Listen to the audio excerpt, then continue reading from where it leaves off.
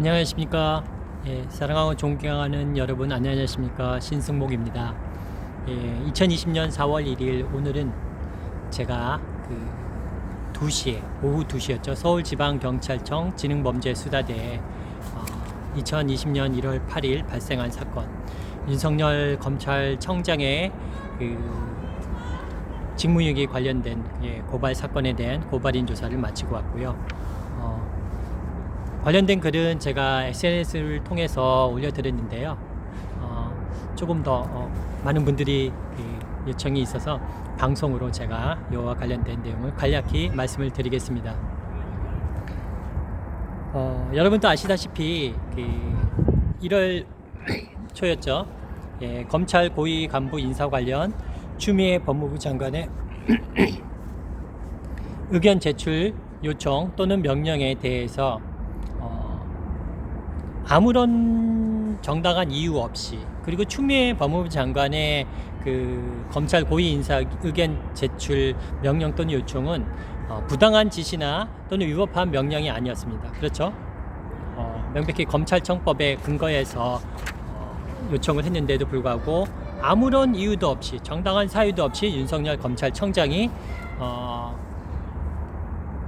명령을 거절 또는 항명을 했기 때문에 이와 같은 사건에 관련돼서 윤석열 검찰청장에 대해서 검찰청법 제8조 법무부 장관의 지휘감독, 그리고 검찰청법 제34조 검사의 임명 및 보직 등, 그리고 대한민국 헌법 제7조와 국가공무원법 제56조 성실 의무, 그리고 57조 복종의 의무, 59조 친절 공정의 의무 등에 의해서 위반한 것과 관련 형법 제122조 직무유기 혐의로 고발하게 된 사건입니다. 이 사건은 이미 많이 언론에서도 밝혀졌다시피 1월 7일 추미애 법무부 장관과 윤석열 검찰청장이 이미 상견례를 갖췄고, 이에 대해서 추미애 법무부 장관께서 윤석열 검찰청장에게 검찰 개혁에 대해서 협조를 당부하고, 이에 대해서 윤석열 검찰청장도 대답을 했습니다. 그 이후에 1월 8일이죠. 그리고 이와 같이 추미애 법무부 장관의 검찰청법에 의해서 검사장급 고위 인사 8명이었습니다. 관련돼서 인사 의견 제시 요청 또는 명령을 아무런 근거도 없이 윤석열 검찰청장이 거부 또는 항명한 것과 관련돼서 청와대에서도 모든 인사권은 대통령에게 있다고, 그렇죠? 검사의 임명권은 대통령에게 있습니다. 그리고 추미애 법무부 장관은 인사 제청권이 있고요. 그런데도 불구하고 윤석열 검찰청장은 무슨 생각을 했는지 모르겠습니다. 본인이 검사들을 임명하고 마음대로 주무르고 대한민국을 들었다 놨다 했듯이 그렇게 하려고 생각했던 것 같습니다. 그렇지 않고서는 아무런 근거도 없이, 이유도 없이 본인은 기분 나쁜 것 같은데 상관의 명령에 대해서 근거도 없이 불복종하고 항명하고, 그 행위는 일반 공직 사회에서, 일반 공무원 사회에서 그런 일이 벌어졌다 그러면은 욕 바가지 먹습니다. 그렇지 않겠습니까? 욕도 먹고 질책, 심하면 옷도 벗어야 되는 건 맞습니다. 그렇죠?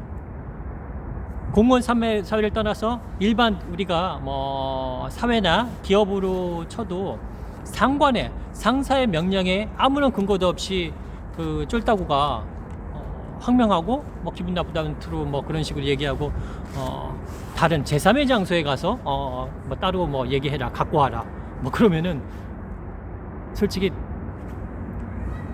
상관한테 심할 경우는 싸대기도 맞겠죠. 아마 그러지 않을까요?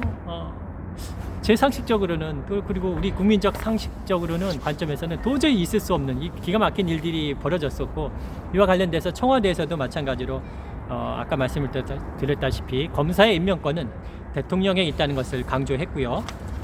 그리고 또다시 법무부는 인사 의견을 내라 했더니 대검찰 측에서는 먼저 안을 만들어서 보내달라, 그런 기가 막힌 요청을 했었고요. 그와 관련돼서 1월 9일에서는 그 당시에 이낙연 국무총리께서 윤석열 검찰청장이 의견 제출 요청을 거부한 것에 대해서 유감을 표명하셨습니다. 그리고 추미애 법무부 장관께서는 법적 대응을 검토한다고 그런 발표를 하셨고요.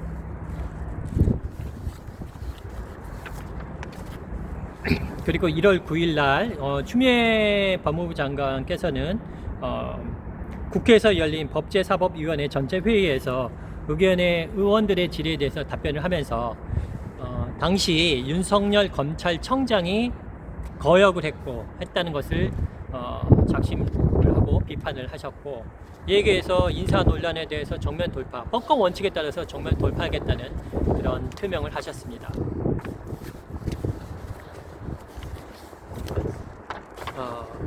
그리고 윤석열이 추미애 법무부 장관의 명령을 또는 요청을 거역했었고 있을 수 없는 요구를 했다. 네, 맞죠?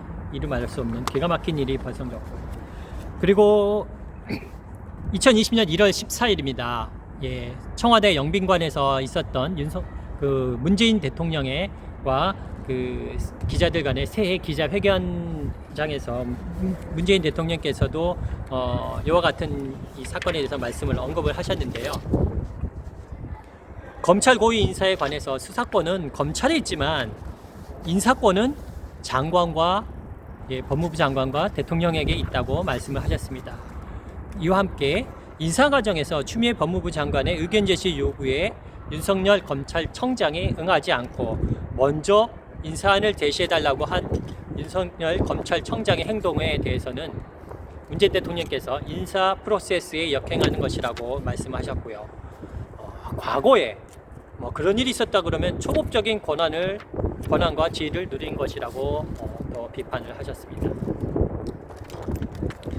참 있을 수가 없죠. 예, 그렇죠. 장관의 명령에 대해서 제3의 장소에 명단을 갖고 와가지고 얘기를 하자, 오늘 하자, 그런 뻔뻔한 요청을 할 수 있다는 게 과연 이게 군사정부, 군부 독재 시절도 아니었는데 어떻게 이런 일이 벌써 벌어질 수 있다는 게, 과연 대한민국에 그 많은 공무원들이 계시는데 1급 고위 공무원부터 9급 하위 공무원까지 계시겠지만은 공무원들 입장에서 이런 일이 과연 벌어질 수 있다고 볼 수 있겠습니까? 저는 국민 한 사람으로서 도저히 이해할 수도 없고 감히 상상할 수도 없습니다. 예. 아무리 본인이 기고만장하고 배는 게 없다고 한들 어떻게 이렇게 막 나오고 막말을 할 수가 있을까요? 도저히 있을 수가 없고요. 이와 관련돼서 재미있는 사건이 하나 있습니다. 제가 이제 고발인 조사를 받으면서 이제 준비한 건데요. 과거 2013년도 여러분께서도 아시다시피 윤석열 서울중앙지검의 팀장이었죠. 그 사건이 있는데 요게 말씀을 드릴게요. 윤석열이 2013년도에 11월 20일자 고발뉴스의 언론 기사를 이제 말씀드리겠는데, 여러분도 아시다시피 국가정보원 대선 개입 사건 수사 중에 부당한 외압이 있었다고 폭로해서 당시 중징계 청구를 당한 윤석열, 그때 당시 여주지청장이었죠. 윤석열 여주지청장이 검찰에 출석을 해서 이 당시에 윤석열의 사법연수원 동기인 남미춘 변호사를 선임을 했습니다. 그러면서 윤석열의 입장을 이제 대변했는데, 그 당시에 뭐라고 얘기를 했었냐면은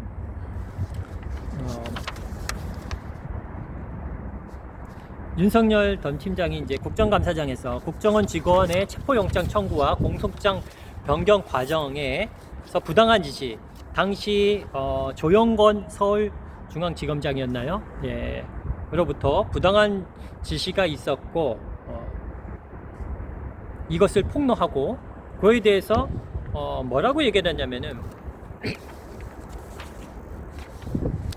윤석열 당시 조영건 서울중앙지검장이 국정원 직원 체포 과정에서 영장 청구를 하지 말라고 지시한 것이 윤석열과 당시 윤석열의 변호인이 뭐라고 얘기했냐면은 위법한 지시라고 주장을 했습니다.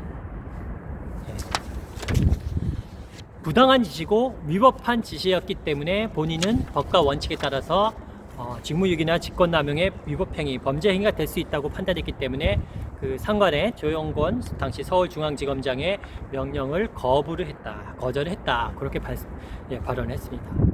그러면은 보십시오. 과거 2013년도에는 윤석열이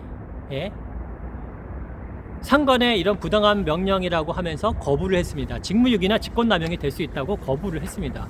그런데 7년이 지나서 1월 초에 상관인 추미애 법무부 장관이 검찰청법에 의거해서 검찰 고위 간부 8명의 검사장급 인사에 대해서 의견 제시 요청 또는 명령을 했는데도 불구하고 아무런 근거도 없음에도 불구하고 이 같은 그 명령 또는 요청에 대해서는 근거도 없이 거부를 했습니다.